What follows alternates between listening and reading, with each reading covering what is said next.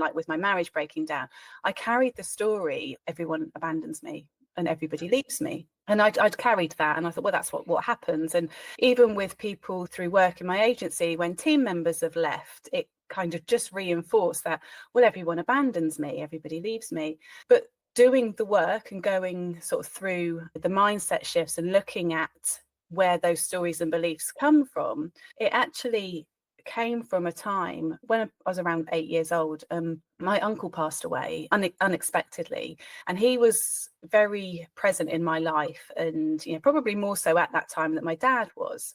And it was the same sort of time that my mum and dad split up. It wasn't a case that everybody abandoned me, but I didn't. At 8 years old, you don't know how to deal with grief. My parents didn't know how to help me through that, so it was just a case of Uncle David's not around anymore.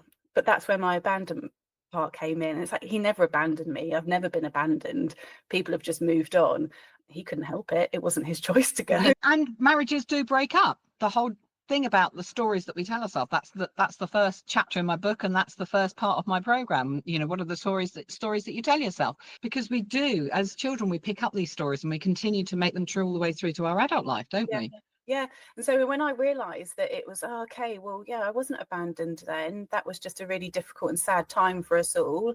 So then it's like, well, actually, that bit isn't true. And then that bit isn't true. And it literally just unravelled. And I sat there and I thought, I have been loved my whole life. There's just been situations. And like you say, marriages break down.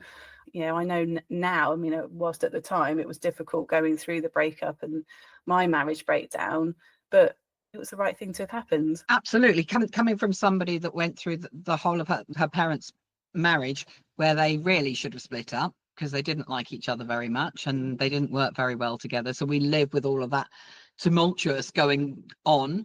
But actually, sometimes it's the right thing to do. Sometimes it's the right thing for everybody to do.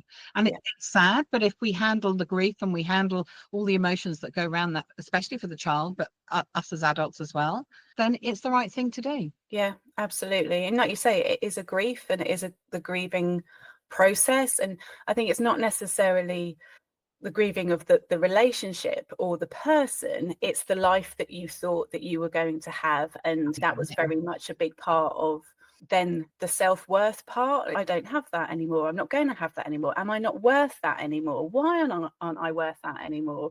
But then you start the sort of whose validation is it that you need for that? Actually, I can have all of that myself. Just me and my daughter. Like, it doesn't change anything. We can still do all of those things.